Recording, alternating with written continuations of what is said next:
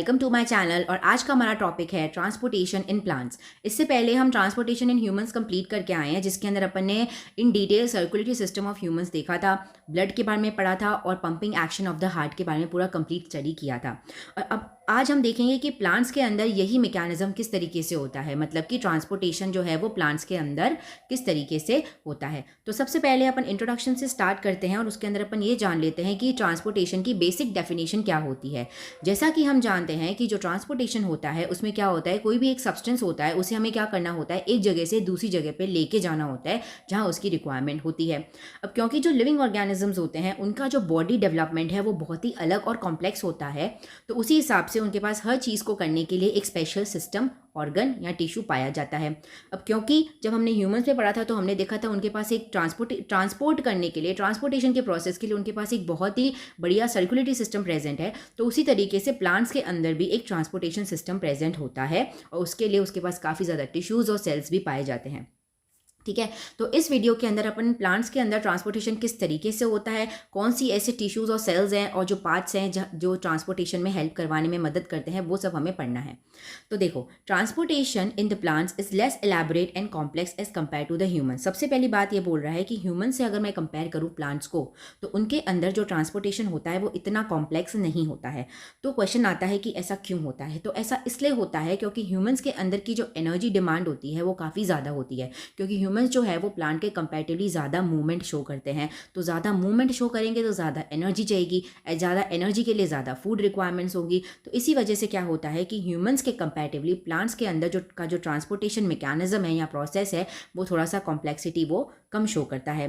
ठीक है, और अब अपन नेक्स्ट पॉइंट पे बात करते हैं कि जो प्लांट्स है उनको मेजरली किस चीज़ का ट्रांसपोर्ट करना होता है। तो देखो, उसको मेजरली दो चीज़ों की रिक्वायरमेंट होती है। पहला जो रिक्वायरमेंट है वो है गैसेस का, जैसे कि carbon dioxide and oxygen. Gases की रिक्वायरमेंट होती है प्लांट्स को, जो मेजरली कौन सी होती है, ऑक्सीजन और कार्बन डाइऑक्साइड होती है। और वो उन्हें कहाँ से मिलती है, वो उन्हें स्टोमेटा से मिलती है, इन्वायरमेंट में प्रेजेंट होती है, स्टोमेटा के थ्रू उन्हें मिलती है। स्टोमेटा क्या होते हैं, कुछ इस टाइप के स्ट्रक्चर्स पाए जाते हैं जो है ना ओपनिंग और क्लोजिंग भी कर सकते हैं with the help of guard cells. Guard cells की मदद से क्या कर सकते हैं, स्टोमेटा जो है वो ओपन और क्लोज हो सकते हैं और ये क्या करते हैं, इन गैसेस का मूवमेंट में मदद करते हैं। ठीक है, और कौन से प्रोसेस से ये सब होता है स्टोमेटा के अंदर, डिफ्यूजन के प्रोसेस से होता है। डिफ्यूजन का प्रोसेस क्या होता है, किसी भी चीज़ का movement from higher concentration to the lower concentration, इसी को ही हम क्या कहते हैं, डिफ्यूजन कहते हैं। तो पहली बात तो ये रह गई कि प्लांट्स को क्या चाहिए, गैसेस चाहिए, जैसे कि ऑक्सीजन और कार्बन डाइऑक्साइड, जो उन्हें स्टोमेटा से मिल रही है, स्टोमेटा की मदद से मिल रही है। नेक्स्ट आ जाता है जो प्लांट्स को चाहिए वो है वाटर और मिनरल्स चाहिए। उनको क्या चाहिए, वाटर और मिनरल्स चाहिए, और वो उन्हें कहाँ से मिलेगा, सॉइल से मिलेगा, मिट्टी से मिलेगा वाटर और मिनरल्स, क्योंकि जो सॉइल होता है उसके अंदर बहुत ही ज़्यादा अमाउंट में पानी और मिनरल्स जो हैं वो पाए जाते हैं। तो दो मेजर रिक्वायरमेंट है प्लांट्स की, और वही हमें पढ़ना है कि किस तरीके से ये एक्वायर करते हैं वाटर्स और मिनरल्स और गैसेस, और किस तरीके से इसको ट्रांसपोर्ट करते हैं हर प्लांट के पार्ट में, हर प्लांट के सेल में। सही बात है। ठीक है, अब देखो, ट्रांसपोर्टेशन के लिए अलग अलग सब्सटेंसेस को ट्रांसपोर्ट करने के लिए प्लांट्स के पास मेनली दो तरीके के टिश्यूज़ होते हैं। ट्रांसपोर्टेशन के लिए प्लांट्स के अंदर ट्रांसपोर्टेशन के लिए दो तरीके के टिश्यूज़ होते हैं, और ये जो टिश्यूज़ होते हैं वो पूरी तरीके से प्लांट के अंदर फैले हुए होते हैं through out the plant body, मतलब पूरी प्लांट बॉडी के अंदर फैले हुए होते हैं। ऐसी कोई जगह नहीं होती है जहाँ पे ये दो तरीके के टिश्यूज़ नहीं पाए जाएंगे। ठीक है, just like the circulatory system in human, जिस तरीके से ह्यूमंस के अंदर जो सर्कुलेटरी सिस्टम होता है वो पूरी बॉडी में फैला हुआ होता है, जो आर्टरीज और वीन्स होती हैं सर्कुलेटरी सिस्टम के अंदर वो पूरी बॉडी में फैली हुई होती हैं, उसी तरीके से जो दोनों टिश्यूज़ होते हैं वो भी प्लांट बॉडी के अंदर पूरी तरीके से फैले हुए होते हैं। ठीक है, तो ये जो दो तरीके के टिश्यूज़ की हम बात कर रहे थे वो कौन से हैं, सबसे पहला जो टिश्यू हम पढ़ेंगे वो है हमारा जाइलम टिश्यू।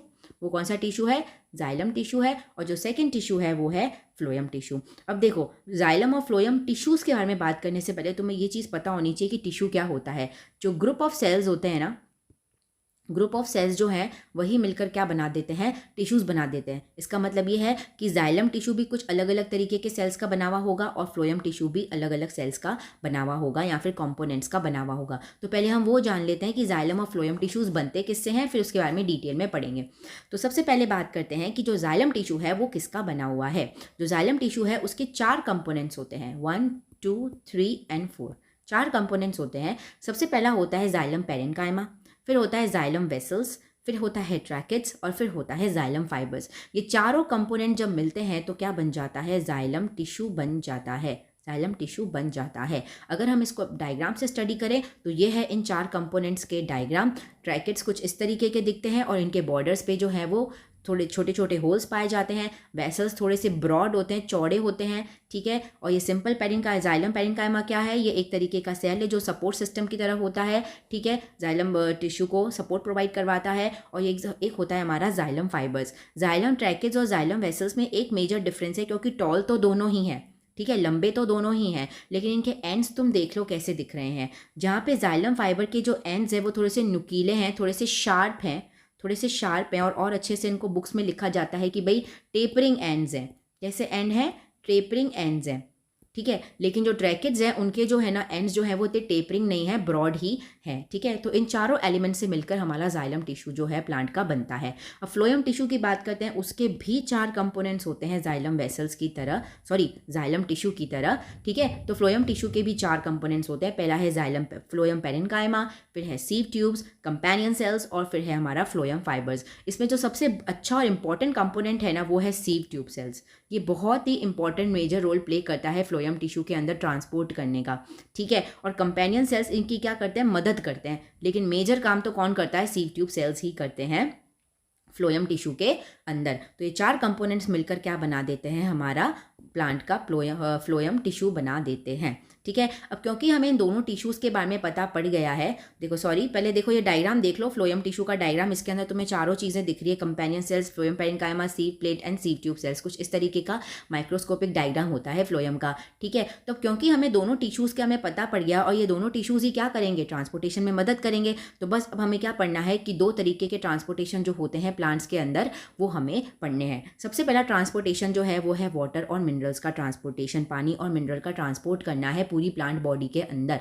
तो देखो भाई ये जो प्रोसेस होता है ना वाटर और मिनरल्स का ट्रांसपोर्टेशन, वो खुद किस पार्ट में डिवाइडेड है, तीन प्रोसेसेस में, सब प्रोसेसेस में डिवाइडेड है। पहला होता है वाटर और मिनरल का एब्जॉर्प्शन, फिर होता है एसेंट ऑफ सैप, और फिर होता है ट्रांसपिरेशन पुल। ये जो तीनों प्रोसेसेस होते हैं ना वो एक दूसरे से क्या है, इंटरकनेक्टेड हैं। जब मैं तुम्हें ये प्रोसेस पूरा डिटेल में पढ़ाऊंगी तब मैं ये सारे प्रोसेसेस एक साथ पढ़ाऊंगी, और एक के बिना दूसरा नहीं हो सकता, मतलब पूरे इंटरकनेक्टेड प्रोसेस है। जब ये तीनों प्रोसेसेस सही से चलते हैं तब जाके वाटर और मिनरल्स जो है वो बिल्कुल बराबर हर जगह पहुंच जाते हैं प्लांट बॉडी में, ठीक है। फिर सेकेंड जो प्रोसेस आता है, सेकेंड प्रोसेस जो है वो ट्रांसपोर्टेशन है फूड और अदर सब्सटेंसेस का। दूसरे सब्सटेंसेस को भी खाना और जो अलग अलग सब्सटेंसेस हैं, मिनरल्स वगैरह, सॉरी मिनरल्स नहीं, जैसे कि हार्मोन्स हो गए या कुछ और कार्बोहाइड्रेट्स वगैरह हो गए, उनको पहुंचाना है, एनर्जीज पहुंचानी है, एनर्जी के मॉलिक्यूल्स, तो भी क्या होगा, उसका भी ट्रांसपोर्टेशन हमको थोड़ा सा पढ़ना है। तो सबसे इंपॉर्टेंट जो हमारा पहला आ जाता है transportation of water and minerals, और उसका भी सबसे पहला पॉइंट है absorption of water and minerals. देखो भाई ट्रांसपोर्टेशन तो हम तब करेंगे ना कि भाई जब हमारे पास वो चीज़ होगी, जब कोई चीज़ होगी तो उसका ट्रांसपोर्ट करेंगे ना। तो सबसे पहले हम क्या करेंगे, वाटर और मिनरल्स को एब्जॉर्ब करेंगे, पहले उसको प्लांट बॉडी के अंदर लाएंगे, फिर क्या करेंगे, उसको एक जगह से दूसरी जगह ट्रांसपोर्ट कर देंगे। तो सबसे पहले वाटर और मिनरल्स का एब्जॉर्प्शन करना है। तो देखो वाटर और मिनरल्स जो हैं वो सबसे ज़्यादा अमाउंट में पाए जाते हैं सॉइल के अंदर। सॉइल तो उसका बिल्कुल स्टोर हाउस ही है, बिल्कुल एकदम फैक्ट्री की तरह है। वाटर और मिनरल्स के अंदर ना, सॉइल के अंदर क्या है, खूब ज़्यादा अमाउंट में वाटर और मिनरल्स जो है वो पाए जाते हैं, ठीक है। तो उधर से ही क्या होता है, इसका एब्जॉर्प्शन शुरू होता है जहाँ पे सबसे ज़्यादा पाए जाते हैं। फर्स्टली क्या होता है, there is a absorption of water and minerals from the soil with the help of roots and roots है। ये रूट हेयर्स क्या होते हैं भाई, देखो ये जो रूट्स है ना ये कुछ और फर्दर सब डिवीजन शो करते हैं, बहुत ही फाइन सा डिवीजन होता है, बहुत ही पतला पतला डिवीजन होता है, उसी को ही क्या कहते हैं हम लोग, रूट हेयर्स कहते हैं। तो रूट्स और रूट हेयर्स की मदद से क्या होता है, जो पानी और मिनरल्स हैं वो सॉइल से एब्जॉर्ब हो जाते हैं। अब तो चलो ठीक है, ये तो समझ लिया कि रूट और रूट हेयर्स एब्जॉर्ब कर ले, लेकिन ऐसा क्या हो जाता है कि भाई वहाँ से क्या हो रहा है, वाटर और मिनरल्स एब्जॉर्ब हो रहे हैं, ऐसा क्या हो जाता है। तो देखो क्या होता है कि वहाँ पे एक वाटर पोटेंशियल का डिफरेंस होता है, ये चीज़ बहुत इंपॉर्टेंट है। इस डिफरेंस की वजह से ही क्या हो रहा है, एब्जॉर्प्शन हो पा रहा है। इस वाटर पोटेंशियल के डिफरेंस को समझने के लिए अपन इस डायग्राम को स्टडी करते हैं। पहले देखो वैसे तो क्या होता है, जो प्लांट है उसके अंदर बहुत सारी रूट्स पाई जाती हैं। अपन यहाँ पे एक मैग्नीफाइड व्यू देख रहे हैं, एक रूट देख रहे हैं और वो जिस पानी और सॉइल पार्टिकल से सराउंडेड है वो देख रहे हैं। तो देखो हमें दिख रहा है कि यहाँ पे जो रूट है वो बहुत सारे सॉइल पार्टिकल से सराउंडेड है, और सॉइल पार्टिकल के बीच में जो है वो बहुत ज़्यादा क्या प्रेजेंट है, पानी प्रेजेंट है,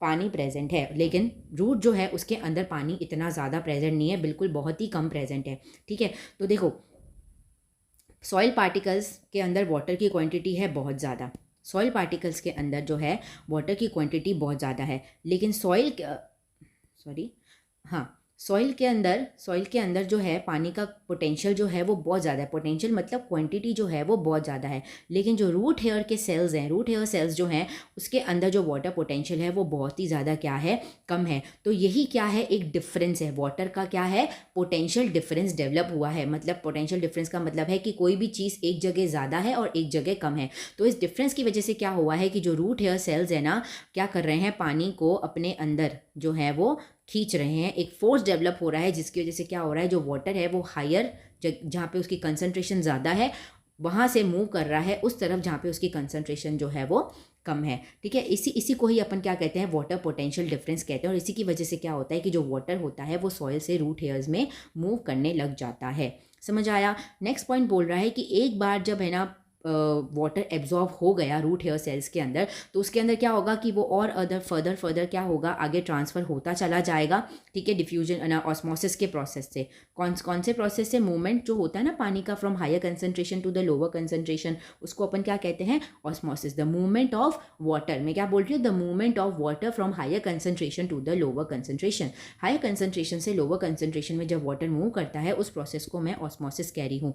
तो क्या हो रहा है कि जो पानी है वो अंदर वाले रूट सेल्स के अंदर भी क्या है, ऑस्मोसिस के प्रोसेस से जा रहा है, क्योंकि अंदर वाले सेल्स के अंदर भी पानी की है जो है वो कमी ही तो है। तो अगर सपोज करो कि इस वाले सेल ने अंदर क्या लिया, इस वाले सेल ने सॉइल से पानी ले लिया, तो उसके जस्ट बाद वाला सेल जो है उसमें तो पानी की कमी हो गई ना। तो यहाँ पे वाटर का कंसंट्रेशन ज़्यादा है, यहाँ पे वाटर का कंसंट्रेशन कम है। तो हायर कंसंट्रेशन से लोअर कंसंट्रेशन में जब वाटर मूव करता है तो उस प्रोसेस को क्या कहते हैं, ऑस्मोसिस। तभी मैंने बोला कि अंदर जो है वो वाटर मूव करेगा bye the process of osmosis. ठीक है, अब नेक्स्ट ये पॉइंट बोल रहा है कि एक बार वो अंदर आ गया, वो रूट्स के अंदर आ गया, तो फिर क्या होगा कि वो कहाँ पहुंचेगा, जाइलम ट्रैकेट्स में और जाइलम वेसल्स में पहुंच जाएगा बाय द लेटरल ट्रांसपोर्ट।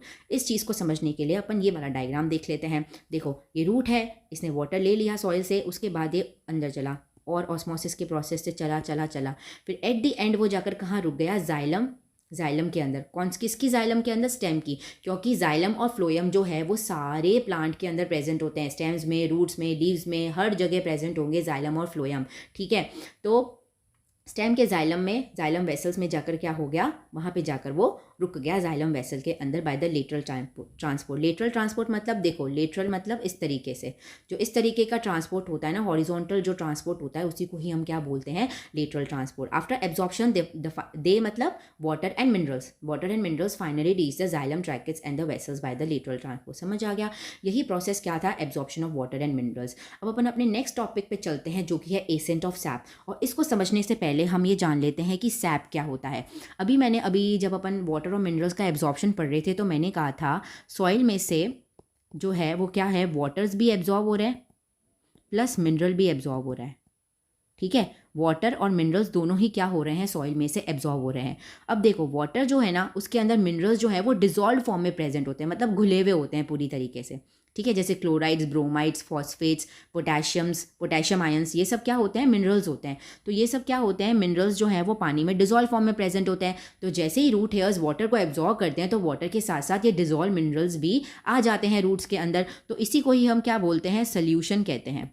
ठीक है, अगर वाटर में कोई चीज़ मिक्स होती है तो वो एक सोल्यूशन बन जाता है ना। कोई चीज़ अगर वाटर में मिक्स, अगर मैं सिर्फ वाटर लूँ, एक में सिर्फ वाटर ले रही हूँ, ठीक है, और एक में क्या कर रही हूँ, वाटर में चीनी घोल रही हूँ या फिर नमक घोल रही हूँ, तो अब वो क्या बन गया, वाटर सोल्यूशन बन गया है। ठीक है, तो वाटर के अंदर मिनरल्स मिक्सड हैं तो अब वो सोल्यूशन बन गया। अब ये जो सोल्यूशन है ना, इसी को ही हम क्या कहते हैं, सैप कहते हैं। इसी को ही क्या कहते हैं, सैप कहते हैं। और इसी सैप को हमें क्या करना है, ऊपर की तरफ क्या करना है, मूव करवाना है, ऊपर की तरफ मूव करवाना है, from roots to the upper part of the plant. सही बात है। तो एसेंट ऑफ सैप में हम यही पढ़ने वाले हैं। एसेंट ऑफ सैप का मतलब ये होता है कि इस सोल्यूशन को ही क्या करना है, ऊपर की तरफ मूव करवाना है।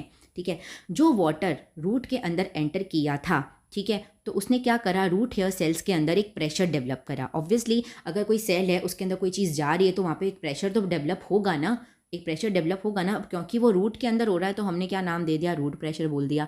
तो उसके जो सेल्स हैं उसके अंदर क्या हो रहा है, एक प्रेशर डेवलप हो रहा है। क्यों डेवलप हो रहा है, क्योंकि वहाँ पे अब वाटर की फिलिंग हो गई है। ठीक है, वाटर की फिलिंग हो गई है और इसी प्रेशर की वजह से क्या हो रहा है, जो वाटर है वो कुछ हाइट तक ऊपर पहुँच जा रहा है। जैसे सपोज करो ये हमारा रूट हेयर सेल्स है, यहाँ पे क्या है, पानी आ गया है, बहुत ज़्यादा पानी आ गया है, ठीक है, जिसकी वजह से यहाँ पे जो प्रेशर है वो बहुत ज़्यादा बढ़ गया है। तो इस प्रेशर को कम करने के लिए, अपनी नॉर्मल स्टेट में वापस आने के लिए, जो पानी है वो फर्दर और सेल्स में भी क्या हो जाएगा, ट्रांसफ़र हो जाएगा। तो फिर क्या हो जाएगा, धीरे धीरे प्रेशर जो है वो कम होने लग जाएगा या फिर नॉर्मलाइज होने लग जाएगा, ठीक है। अगर इतनी सी जगह में कोई चीज़ प्रेजेंट है और एक इतनी बड़ी जगह में कोई चीज़ प्रेजेंट है तो प्रेशर कहाँ ज़्यादा होगा, प्रेशर ऑब्वियसली इधर ज़्यादा होगा ना। तभी तो क्या कर दिया, पानी को फैला दिया गया रूट सेल्स के अंदर और डिस्ट्रीब्यूट कर दिया गया bye the process of osmosis, ठीक है। तो वाटर जो है वो कुछ हाइट तक जो है वो पहुंच गया। फिर ये नेक्स्ट बोल रहे हैं कि capillary action of the stem also helps in rising of water to the small height. देखो ये बातें ये इसलिए यहाँ पे बोल रहे हैं क्योंकि देखो हमें क्या करना है, यहाँ पे सारा काम अगेंस्ट द ग्रेविटी करना है, ठीक है। यूजुअली हम देखते हैं कि जब ऊपर से कोई चीज़ नीचे फेंकते हैं तो बहुत ही आसानी से वो चीज़ हो जाती है, लेकिन जब हमें नीचे से ऊपर जाना होता है तो वो चीज़ ज़्यादा डिफिकल्ट होती है क्योंकि हमें ग्रेविटी के अगेंस्ट काम करना पड़ता है। ग्रेविटी नीचे लग रही है लेकिन हमें उसके अगेंस्ट काम करना पड़ रहा है। तो कुछ ऐसे फैक्टर्स पढ़ना और होना बहुत ज़रूरी है जो हेल्प करें अगेंस्ट द ग्रेविटी वर्क करने के लिए, क्योंकि हम एक्सटर्नली प्लांट में कोई भी वर्क नहीं करवा रहे, हम ह्यूमंस कुछ नहीं कर रहे हैं, प्लांट्स खुद से अपना काम ये सब कर रहे हैं। तो क्या करते हैं, छोटे छोटे प्रेशर्स बनाते हैं, उसी से ही क्या होता है वो है ना, पानी को नीचे से ऊपर की तरफ लेके जाते हैं, अगेंस्ट द ग्रेविटी लेके जाते हैं, ठीक है। तो सबसे पहला काम तो वाटर पोटेंशियल डिफरेंस ने कर लिया था। नेक्स्ट काम जो है वो रूट प्रेशर ने कर लिया। और तीसरा जो है पानी को थोड़ा सा और हाइट तक लेके जाने के लिए कैपिलरी एक्शन जो है वो स्टेम का करता है। अब इस चीज़ को समझने के लिए पहले तुम ये एक डायग्राम देख लो। मैंने क्या करा है, मैंने यहाँ पे क्या लिया है, टब लिया है जिसके अंदर क्या है, यहाँ पे एक टब दिख रहा है हमें, यहाँ पे हमने पानी डाल दिया है इसके अंदर, ठीक है। और मैंने यहाँ पे एक ट्यूब ले ली है, क्या ले ली है, और ट्यूब ले लिया। और ये ट्यूब कैसी है, बिल्कुल पतली, जितना तुम पतली बना सकते हो ना, जितनी पतली तुम ला सकते हो ना उतनी पतली ले आओ, ठीक है। बिल्कुल मिनिमम रेडियस होना चाहिए उसका, ठीक है। तो एक जो मिनिमम रेडियस वाली ट्यूब होती है ना, इसी को ही हम क्या कहते हैं, कैपिलरी ट्यूब कहते हैं। यूजुअली मैं मतलब मेनली मैं तुम्हें ये कहना चाह रही हूँ कि बहुत ही नैरो ट्यूब लानी है, बिल्कुल क्या लानी है, नैरो ट्यूब लेकर आनी है। तो क्या होता है, जैसे ही इस ट्यूब को पानी में डिप किया जाता है, तो मैं कोई बाहर से फोर्स नहीं लगा रही हूँ, कुछ भी नहीं हो रहा है। जैसे ही पानी में डिप किया ना, तो देखो वाटर जो है ना एक पर्टिकुलर हाइट तक है ना इस ट्यूब में आ गया। इसी को ही क्या कहते हैं, कैपिलरी एक्शन कहते हैं। अब आ जाते हैं हम अपने मेन पॉइंट पे कि जो हमारी स्टेम्स होती हैं ना वो भी क्या होती हैं, बिल्कुल पतली सी तो होती हैं। तो वो किस तरीके का काम करती है, कैपिलरी ट्यूब का काम करती है। तो जैसे ही थोड़ा पानी उनके आसपास उनको दिखता है ना, जैसे सपोज करो आसपास इनको इधर पानी दिख रहा है, तो ये क्या करेंगी, स्टेम्स अपने अंदर थोड़ी हाइट तक पानी को सक कर लेंगे, सक कर लेंगे। और इसी को ही क्या कहता है, कैपिलरी एक्शन कहते हैं। ऐसा इन्होंने इसलिए कर पाए क्योंकि इनकी जो बनावट है स्टेम्स की वो कुछ इसी प्रकार है कि वो कैपिलरी एक्शन परफॉर्म कर पाती हैं, क्योंकि वो कैपिलरी ट्यूब की तरह बिहेव करती हैं। तो रूट प्रेशर की वजह से थोड़ा सा पानी ऊपर आया था, उसके बाद कैपिलरी एक्शन की वजह से भी क्या हुआ, थोड़ा सा पानी ऊपर आ गया। तो ये जो रूट प्रेशर और जो कैपिलरी एक्शन है साथ में मिलकर क्या करती हैं, स्मॉल हाइट्स तक, इतना ज़्यादा नहीं ऊपर तक पहुँचा पाती हैं पानी को, बहुत ही स्मॉल हाइट्स तक, ठीक ठाक हाइट तक जो है वो पानी को पहुँचा पाती हैं। तो देखो यहाँ तक बात तो भाई जो स्मॉल ट्रीज़ होंगे ना, जो स्मॉल ट्रीज़ होंगे ना वहाँ तक तो ये बात हमें समझ में आती है। लेकिन जो बहुत टॉल ट्रीज़ होंगे, बहुत ही लंबे ट्रीज़ होंगे, वहाँ पे काम कैसे होगा, इन इतने छोटे छोटे प्रेशर से तो काम नहीं होने वाला है। फिर उसके लिए हमें पढ़ना पड़ेगा कोहेशन और अडेशन फोर्सेस, जो जाइलम वेसल्स में हमें देखने को मिलती है, ठीक है। There is a continuous water column in the xylem vessels due to the cohesion and the adhesion forces. आगे कुछ भी बात करें उससे पहले समझ लेते हैं कि ये दो नए शब्द का मीनिंग क्या होता है, कोहेशन फोर्सेज और अडेशन फोर्सेज क्या होती हैं। जो कोहेशन फोर्सेज होती है ना वो सेम सब्सटेंसेस के बीच में प्रेजेंट होती है। सेम सब्सटेंसेस का मतलब ये है कि भाई मैंने एक सब्सटेंस ले लिया ए, दूसरा सब्सटेंस भी ले लिया ए, इनके बीच में जो अट्रैक्शन फोर्सेज है ना, इनके बीच में जो अट्रैक्शन फोर्सेज है ना उसको ही हम क्या कहते हैं, कोहेशन फोर्सेज। अडेशन फोर्सेज जो होती हैं वो अलग अलग सब्सटेंसेस के बीच में होती है। एक सब्सटेंस मैंने ले लिया ए, दूसरा मैंने सब्सटेंस ले लिया बी, इनके बीच में जो अट्रैक्शन फोर्सेज होंगी ना उनको मैं क्या बोलूँगी, उनको मैं बोलूँगी अडेशन फोर्सेज बोलूँगी। समझ में आया। तो अब ये कोहेजन और अडेशन फोर्सेज का इधर क्या रोल है, तो देखो सपोज करो मैंने ये बनाया जाइलम वेसल, ठीक है, लेट अस सपोज, क्योंकि वो टॉल ही होती है, ठीक है, जाइलम वेसल टॉल्स ही होते हैं, ठीक है। तो ये मैंने जाइलम वेसल बनाया, तो यहाँ पर जो है ना तुमने देखा था कि स्टेम्स के अंदर जो जाइलम वेसल्स और ट्रैकेट्स में पानी पहुँच चुका था इस प्रेशर्स की वजह से ही, जो हमने छोटे छोटे प्रेशर्स और ये पढ़े थे कैपिलरी एक्शन, वहाँ पे पहुँच गया था। तो देखो कुछ मतलब हाइट तक स्टेम में जाइलम वेसल तक पहुँच गया था पानी। तो अब देखो यहाँ पे जो है ना पानी प्रेजेंट है, ठीक है। तो अब यहाँ पे कोहेशन और अडेशन फोर्सेस का क्या काम है मैं तुम्हें वो समझा रही हूँ। तो देखो पानी मतलब वाटर, मतलब H2O, इसी से ही अपन उसको बताते हैं। तो वाटर और वाटर मॉलिक्यूल के बीच का जो इंटरेक्शन है उसको अपन क्या बोलते हैं, कोहेशन फोर्स। सही बात है, क्योंकि ये भी सेम सेम पार्टिकल है, ये भी सेम पार्टिकल है, सेम सेम चीज़ों के बीच में जो फोर्स होता है उसको अपन कोहेशन फोर्स कहते हैं। अब ये जो वाटर मॉलिक्यूल्स है ना, वो किससे अटैच्ड हैं? ये देखो, वाटर मॉलिक्यूल्स जो हैं वो इस जाइलम की वॉल से भी तो अटैच्ड हैं। अगर वो अटैच नहीं होते तो वो यहाँ पे पड़े कैसे होते, वो यहाँ रुकते कैसे? समझ रहे हो? नहीं तो वो नीचे आ जाते, वापस से रूट सेल्स के अंदर चले जाते, है ना। लेकिन वो यहाँ पर अभी तक प्रेजेंट है, यहाँ पे रुका हुआ है पानी। ऐसा इसलिए है क्योंकि वाटर मॉलिक्यूल्स के बीच में तो कोहेशन फोर्सेस है ही, वाटर मॉलिक्यूल्स के बीच में तो कोहेशन फोर्सेस है ही, लेकिन वाटर के बीच में और जो जाइलम वेसल्स की जो वॉल है, जाइलम वेसल की जो वॉल्स हैं उनके बीच में भी क्या है? फोर्सेस हैं। जाइलम वेसल्स की वॉल के बीच में भी फोर्सेस है, वाटर और जाइलम वेसल्स इनके बीच में भी क्या है? कौन से फोर्सेस हैं? अडहेशन फोर्सेस प्रेजेंट है। इन दोनों फोर्सेस के साथ में प्रेजेंट होने की वजह से ही जो पानी है ना, एक पानी है ना जो जाइलम वेसल के अंदर हमेशा पाया जाता है। Due to this continuous water column is present in the xylem vessel. Water column क्या होता है? वाटर कॉलम मतलब ये रहा, जैसे पानी इधर कंटिन्यूसली पाया जाता है, इसी को वाटर कॉलम कहते हैं। कॉलम जैसा दिख रहा है ना, तो इसी को वाटर कॉलम कहते हैं। तो इस कोहेशन और अडेशन फोर्सेस की वजह से ही क्या होता है कि जो पानी है, पानी के मॉलिक्यूल्स एक साथ बंधे हुए रहते हैं और पानी जो है वो जाइलम वेसल से भी क्या होता है, इसकी वॉल से जो है एक फोर्स है इनके बीच में, तब जाकर क्या होता है वो वहाँ प्रेजेंट होता है। ठीक है, which helps to provide the water supply readily whenever wherever required. इस कोहेशन अडेशन फोर्सेस की वजह से यहाँ वाटर कॉलम प्रेजेंट है और इस वाटर कॉलम जो है वो हमेशा प्लांट में प्रेजेंट रहता है। ऐसा नहीं है कभी भी हमें जाइलम वेसल्स के अंदर पानी नहीं दिखे, ऐसा हो ही नहीं सकता, हमेशा प्रेजेंट रहता है। किसकी वजह से होता है? कोहेशन और अडेशन फोर्सेस की वजह से होता है। और इसी की वजह से क्या होता है, प्लांट को जब भी कहीं भी रिक्वायरमेंट होती है, whenever wherever required, वहाँ पर पानी की सप्लाई मिल जाती है। अब ये क्या बोल रहे हैं कि ड्यू टू ट्रांसपिरेशनल पुल, ठीक है, ड्यू टू ट्रांसपिरेशनल पुल। अब ये ट्रांसपिरेशनल पुल की वर्ड क्या यहाँ पे यूज़ कर दिया इन्होंने कि भाई पहुँच तो रहा है हर जगह पानी, ठीक है, जाइलम वेसल का कॉलम भी समझ में आ गया, continuous water column in the xylem vessel समझ में आ गया, और उसकी मदद से क्या हो रहा है, पानी हर जगह पहुंच भी रहा है। लेकिन किसकी मदद से पहुंच रहा है? ट्रांसपिरेशन पुल की मदद से पहुंच रहा है, जो कि हमारा तीसरा प्रोसेस होने वाला है, लास्ट वाला टॉपिक होने वाला है। किसका? हमारा ट्रांसपोर्टेशन ऑफ वाटर और मिनरल्स का। तो ट्रांसपिरेशन पुल को समझने के लिए एक बार अपन क्या करते हैं, ट्रांसपिरेशन समझ लेते हैं। ठीक है, ट्रांसपिरेशन समझ लेते हैं, उससे हमें ट्रांसपिरेशन पुल भी समझ में आ जाएगा। देखो, ट्रांसपिरेशन का मतलब क्या होता है, सबसे पहले ये जान लो, ये होता है वाटर लॉस। ट्रांसपिरेशन क्या होता है? Water loss. जब वाटर लॉस होता है इन the form of water vapour, ठीक है, वेपर्स के फॉर्म में जब पानी जाता है ना किसी भी लिविंग टिश्यू से, ठीक है, किसी भी लिविंग सेल्स में से जब पानी का लॉस होता है इन the form of water vapour, उसी को ही हम क्या कहते हैं? ट्रांसपिरेशन कहते हैं। ठीक है, तो प्लांट्स में क्या होता है, हमारे में तो हम ट्रांसपिरेशन को स्वेटिंग यूजुअली वर्ड यूज़ करते हैं हम लोग, जब हमको स्वेटिंग होती है बेसिकली वही ट्रांसपिरेशन होता है। ठीक है, प्लांट्स के अंदर क्या होता है कि अगर उन्हें 100% सॉइल में से पानी एब्जॉर्व किया है, ठीक है, अगर 100% पानी एब्जॉर्व किया है सॉइल में से, तो सिर्फ 1 से 2% जो पानी होगा ना, वही फोटोसिंथेसिस के दौरान काम आएगा और मेटाबॉलिक एक्टिविटीज़ के दौरान भी काम आएगा। मेटाबॉलिक एक्टिविटीज़ के दौरान भी क्या होगा, यही चीज़ काम आएगी। ठीक है, यही जो है वो काम आएगा। पानी एब्जॉर्व कितना किया था? 100%। काम कितना आ रहा है? सिर्फ 1 और 2%। इसका मतलब ये है कि इतना ज़्यादा अमाउंट, इतना 98-96% जो वाटर है वो क्या हो रहा है? ट्रांसपिरेशन लॉस हो रहा है उसका in the form of water vapour. ठीक है, the loss of water in the form of vapours through living tissue is called as transpiration. ये बात मैंने तुम्हें पहले ही बता दी थी। जो ट्रांसपिरेशन होता है वो होता कहाँ से है? स्टोमेटा से होता है, जो कहाँ प्रेजेंट होते हैं? लीव्स में प्रेजेंट होते हैं। लीव्स में प्रेजेंट होते हैं by the process of diffusion, higher concentration से लोअर कंसनट्रेशन में।